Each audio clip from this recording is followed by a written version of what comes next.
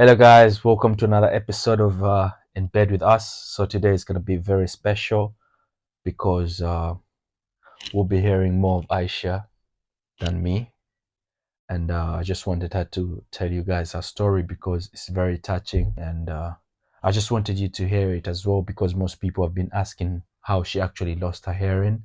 Got a lot of new followers. Yeah, and I think this is the opportunity for you to actually explain it bit by bit from the word go, how it gradually happened until Where this I am today. stage you are right now. So I don't know. You just dive into this. Just tell people how it actually happened from the word go. How did you lose it? Did you wake up and just was gone? Were you born like that? Because people don't really know. Okay, so 2 weeks before I actually lost my hearing, I had about 2, 3 weeks. I had some sort of eye infection, and that eye infection caused some sort of blood clots around my eyes. So my eyes were very red and sore, and that went on for quite some days. We were quite worried. My parents weren't around; they were actually in Africa. So was my second eldest brother, and I was basically at home with half of my siblings and my auntie, my uncle, and basically relatives. My brother took me to Whipps Cross Hospital here in East London because of my eyes. We started off at the GP and they basically referred us to Whipps Cross, and I went there and they didn't know what it was. They thought it might be some sort of eye infection and gave me eye drops. But a few days later, my vision was totally blurred and I actually panicked. Luckily, though, that cleared off. So when you say blood, how bad was it? It was very blurry, like very hazy. I could basically see the outline of everything, but just not clearly see things. It was just like seeing you, but the outline. Oh. You feel me? That got cleared off, and I thought I was okay up until the day I actually lost my hearing. So wait, coming back to that, how old were you at that stage? 13. I just hit puberty. You went to the GP and they referred you to a hospital. What? After my what? Your eye infection. Yeah, and that cleared off. On that cleared off. So it was just a random eye infection. It Yeah, wasn't they didn't it know what wasn't it was. anything serious. We don't know. They didn't know. Also, they didn't know what They it didn't look actually further was. into it. But obviously losing my hearing 2 weeks after, they were sure that it must have had some sort of connection. Okay, now take us through the steps after that. What really happened? So one night I woke up. It wasn't at night actually. It was early in the morning, very early in the morning. It was probably about 4, 5 in the morning, and I had to wake up to pray. And I went to the toilet. Well, I was woken up, and I went to the toilet to actually do my hustle. So I had to prepare myself for prayer. And I used before I do that, I'd use the toilet. So I sat on the toilet seat, about to take a leak, and I just heard the scariest thing. And I'm very sure that that's what I heard. The word was basically akaltum. It started off very quietly, and then as it proceeded, it got louder and very aggressive. And I could hear it from behind my ears because at this point I can very well hear everything. So it started off with just an akaltum, and then it got louder, and at the end, that voice was so aggressive and very manly. It had me jump off my feet. I jumped off my seat, my toilet seat. Wow. And I was screaming, and I came out. Like, did anyone hear that? Because everyone obviously also woke up to pray. Most of the people woke up to pray as well. And they were like, oh, they thought it was just me being very childish because I was very scared of the dark when I was young. I'm still very scared of the dark. I'm very afraid of dark things. They thought I was just hearing things. And I went back to the toilet, finished off, and I went and prayed, and I went to sleep. So the word was akaltum. Akaltum. Did you look it up, what it means? So we started to look into it, obviously, after my hearing loss. And akaltum apparently means in Arabic to eat, or it's to be eaten, or something like that, eaten. So we're assuming whatever it was ate my ears. So they said it ate my ears. So the word akaltum means to eat or to be eaten. Basically. Wow, and it was a very manly voice. Yeah, very scary, like in the scary movies. Like what you'd hear in the scary movie, like Exorcists, or whatever it was, just very scary. When you went to the toilet, you didn't turn on the lights? Was it like just pitch black? I don't know why I didn't actually turn the light on. I left the door slightly open and there was light from outside. So I didn't see the need, and I didn't want to fully wake up. I know it's so bad and you're supposed to be praying with your full, conscious, but I was a kid and I just wanted to still, half asleep. So I didn't want to ruin my sleep. So I didn't turn the light on. Yeah. Now continue. You prayed and you went back to sleep. Yeah. So I went back to sleep and then I woke up in the morning, and you can imagine I'm waking up to no sound. At first, I didn't deep it, but as I actually started to move around my bed, I realized I couldn't hear myself do that. And then I got down, still can't hear anything. I would normally, I don't know how it feels to hear anymore. Honestly, I can't. I You don't can't know remember. to fully hear, no. So normally you'd wake up, you'd hear yourself probably. You'd hear The sounds outside the house, cars, birds. whatever it is, yeah. People around me, the And people it in the was very house. silent. So at that point, did you think like there's no one in the house, or did you think like everything was just like pin drop silence at that moment? You didn't actually realize that you can't actually hear. I realized that, wait, I'm not hearing anything right now, but I was hoping that I was dreaming. I was aware that I can't hear my movements. You get up, You could feel the bed, yeah. and I'm just not hearing. I'm like, okay, don't panic. Maybe I'm dreaming. And then I carried on, or I got off my bed because I was at the top. I used to sleep in a bunk bed, the top. Then I realized when I hit the floor, which I started walking, that, I'm not dreaming. Yeah. It's not a dream anymore. This is real. This is real. I don't know why I didn't react much, because I thought there's always a solution to every problem in life, especially when you're young. Yeah. You don't really take things so serious. Say, I'll just tell my mum or just tell my mum, they'll fix it. Yeah. Mum's not there, but I'll tell the rest of the family. Yeah. My siblings, my auntie, uncle. Yeah, I'll tell them and we can fix it. So I told them. I got up and I realized I can't hear. Oh, your mum was still in Africa that time, Yeah.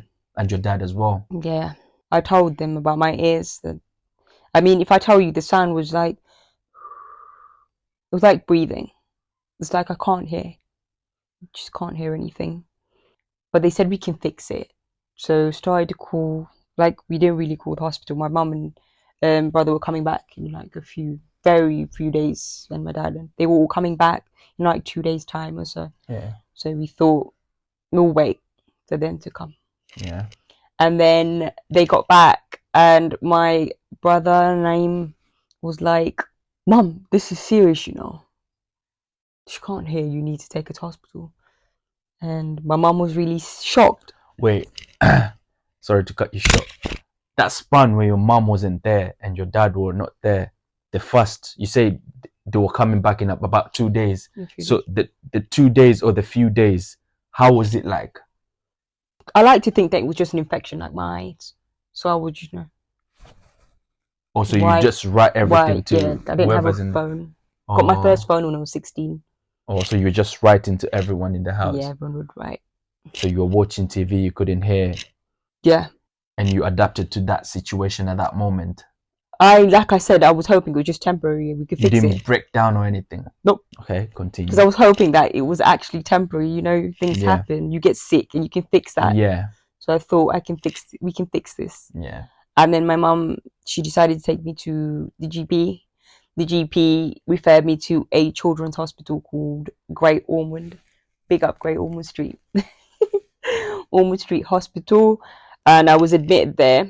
So in my head at this point, when I'm admitted to a very big hospital, they're saying things like, we will have to admit you, like you will have to sleep here. That's when I realized, whoa. This is serious. Can't you just give me medication for that and we fix it? Yeah. And I spent months in hospital. First few weeks, I thought that they're looking for a solution, they're going to fix it. Yeah. But they did so many tests and they just couldn't figure out my problem. And I had the doctors coming in with notepads and pens and they would write to me. And then I would respond and they tried giving me hearing aids, normal hearing aids. Yeah. And that basically didn't do anything. That just gave me the sort of, I would say, profound sound. Like, it was just a very, I don't know how to explain it, but I wasn't hearing words clearly. It was just some sound for me to hear. Like, have you been inside the water? Yeah. And I still get that. It's kind of, if I go underneath when I go into the pool and I put my head in and I start moving about, there's this bubbling sound that I would get, and that's basically what I was getting from a normal hearing aid. Yeah. So they tried that and they were like, it's not working. Okay. They did their test. They realized that the inside of my ears were completely damaged. So my cochlea is finished. Like we have a cochlea, and within that cochlea we have hairs, and they're like basically the electrodes I currently have. They Yeah. basically send signals to my brain for me to be Yeah. able to hear. Now my hairs just died and they've fallen, so there's nothing. There's no signals. There's nothing to be sent to my brain. There's no way that I can hear without my cochlea. A lot of people tend to have damage to the outer and middle ear, which is was more fixable. It's Yeah. fixable. But in my case, it was the inner ear, and you can't fix that. There's no reverse to that. So the doctors come in, and they're like, okay, you know when they break it down to you, and they're like, we don't know. We can't fix it.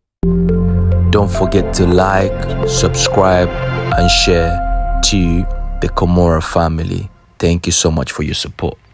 So like, we don't know what's happened. Yeah. That situation is very rare for people to Condition. So they named it Cogan syndrome. It's very rare. It hardly happens to anyone. It's probably happened to like 2 people before me. It had no sort of diagnosis. So it was, like I said, it's rare. Yeah. They can't figure it out. So they gave it this name called Cogan syndrome. And it's basically an autoimmune disease whereby my white blood cells have basically decided to attack rather than protect. Wow. That makes sense. So they break it down to you and they say, you know what, we can't fix this. We don't know what it is really. We think it might be Cogan syndrome, but we don't know what's happened to you, and we're sorry. And that's when I was like, ooh, that's when I actually broke down. I really broke down that day. It took me so long to process because I spent weeks in hospital watching TV without hearing. I preferred watching cartoons because I couldn't. Yeah. It's easy for you to watch cartoons. You can enjoy cartoons without sound. Yeah. Like Looney Tunes, they don't speak. So I was basically watching things like that. Tom and Jerry, I enjoyed doing that. I enjoyed watching it when I was in hospital. Yeah. So in my head, I was like, okay, this is temporary. And then you find out it's permanent. And you're like, oh, so what happens next? How am I going to adjust to everything else?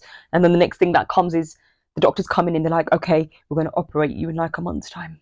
Operate you, we're going to give you a cochlear implant. And at this point, this is an operation. This is permanent. So if they do it, even though in my head I thought maybe one day miraculously God will bring back my hearing. Once they do that, that's it. Like there's no way back from that. So yeah, I said, okay, one ear is enough. Well, you were scared. I've had hope. Yeah, I've had hope until now that one day I might wake up and my left ear might work. I'm not giving up on that hope, but God, like I said, does amazing things. Yeah. But I wasn't angry because I had the support of my parents and everyone around me. And I said, you know what? Thank God, due to my faith, I accepted it. I was like, everything happens for a reason. The good shall come out of this. Yeah. While they were doing tests in the hospital, they did this whole body, investigation. They basically looked through, like they totally looked into everything. They really wanted to know what may have caused this. I had an operation 3 times. My first operation was on my back because they found a lump. They were worried about that. Thank God it was nothing. And then I had another operation around my groin. Yeah. They found a lump there as well, but it was nothing. And then the final operation was the cochlear implant, which I finally got on my right ear. I remember the first time they activated it. So how long was that process? You in the hospital, you in doing tests? I was in and out of hospital for 6 months. 6 months? About 6 months. In and out. Until I, obviously before that you have the healing stage. So what, you're not going to school at that time? No. It was just hospital? I was actually in year 9. I was supposed to choose my options. I came back and it was... Well, the first time they actually activated my cochlear implant, it was scary because I still have this sort of memory of hearing.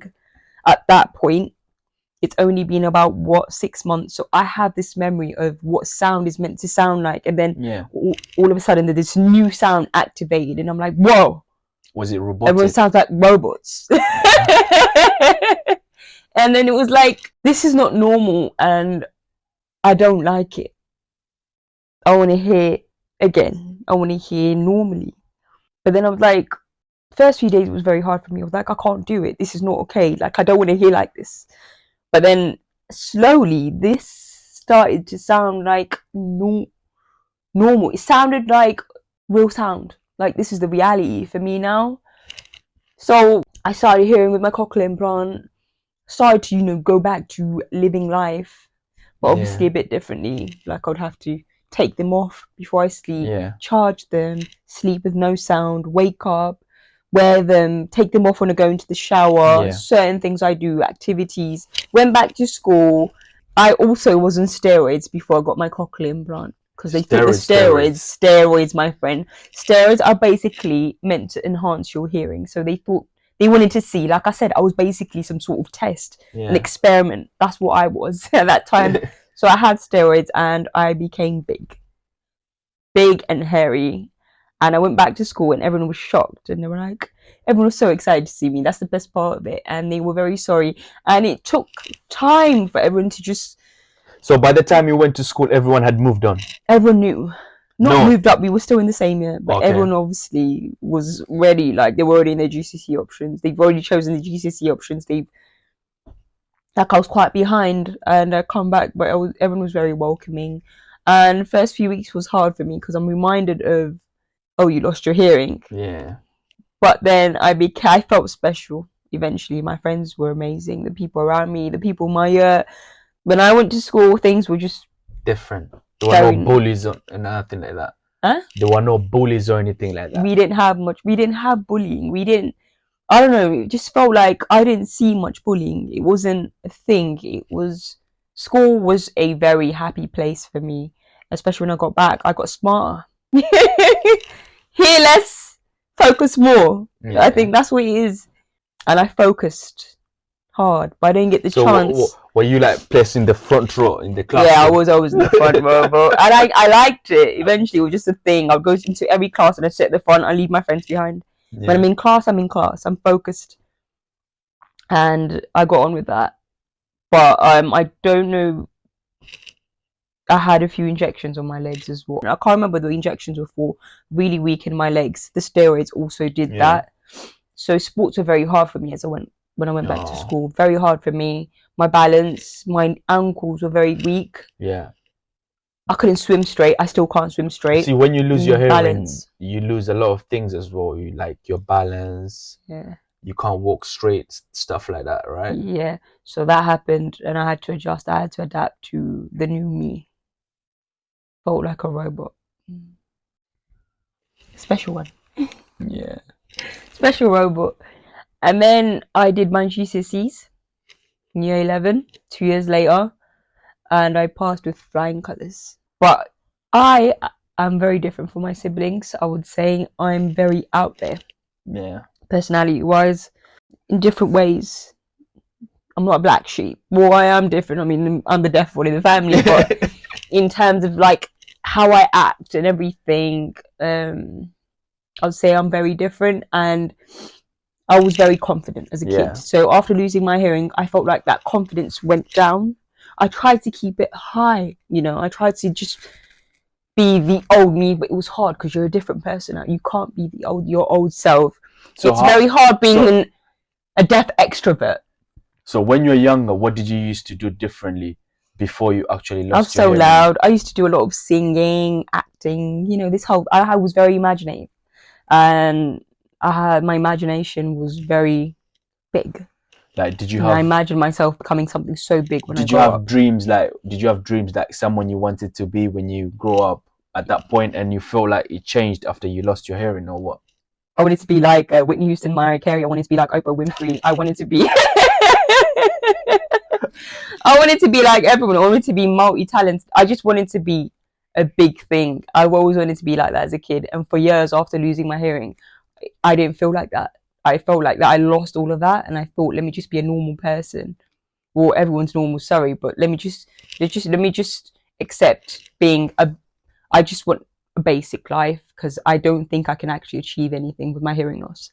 My hearing impairment was a big thing for me, and I feel like that I made decisions, some bad decisions, or maybe decisions were actually I was meant to make Yeah. at the time, because of my lack of confidence and just dwelling on and trying to process my hearing loss. Yeah. Yeah. So, is there anything you regret? I wouldn't say I regret. So I'll tell you, I lost my hearing. I finished school. I passed my GCSEs very well. I've gone on to do my A levels, and I decide I want to get married young. And I accept it because at that time I felt like, you know what, I'm accepted and let me go for it. This is acceptance. And I've never had a boyfriend, and no one's going to like a deaf girl because I'm still young. I don't know anything. So I'm like, I'm going to accept this because I want to feel good about myself, and I want to feel like, regardless of my disability, I can find love. But obviously that didn't work out, but I got a child, a very beautiful girl out of it, a lovely girl. The rest was just too much. And then again, my confidence went back down, because that doesn't work out and you feel like rubbish again. You feel like you're going through it because you're disabled and you're never going to find true love. Yeah. Anyways, I go back down and I go through years of losing my confidence, and then I find you. And then I find you and you find me, and meeting this guy here made me realize that I can be so happy. And someone could love me for who I am and find me amazing. And my confidence is so high right now thanks to him, because he fully pushes me. Like, he's like, you know, Aisha, you can do anything you want. And he's been my biggest support, if I'm honest. When it comes to me wanting to achieve my dreams, I've not achieved anything at this point. I feel like I'm enjoying what I do on social media, content creation, and I do it with him, and I'm back to being my actual self. I'm your director. Very dopey, jokey, bubbly, extroverted, even though that's very difficult for a deaf person. Yeah. Because when you're trying to be so loud and everyone's talking at one time, you're just there like, your brain just basically bursts out and it starts to fume and no one can see that, and you're like, oh, and you shut down. I'm like, okay, shut up now. Just, you know, I can't actually understand what's going on around me, but I don't give up and I keep going. And like I said, I am going to be a TV presenter one day, Sam. Yeah. I have to, by all means necessary. By all means necessary. Bro, I will burn bridges. But I have to. I have to do something amazing, and I want to do it not for myself only, but for my kids, my family, my parents, and everyone, because I'm here to prove that my disability is not an inability. I can achieve anything I want if I work hard for it. And thanks to you, I have this great confidence, and I don't want to ever let go of it. As you always say, a positive mind always wins. And I'm staying positive. Yeah. I think that's it. Yeah, if you have any questions, I may have not covered everything, you know. But if you have any questions, then drop them in a comment section below, and also don't forget to subscribe to our channel. Yeah, make follow sure you our follow us on social media. Yeah. And pray for us. Pray this guy here makes it as this big thing. And okay, just pray for us as a family. We'd love to succeed and do great things. Yeah.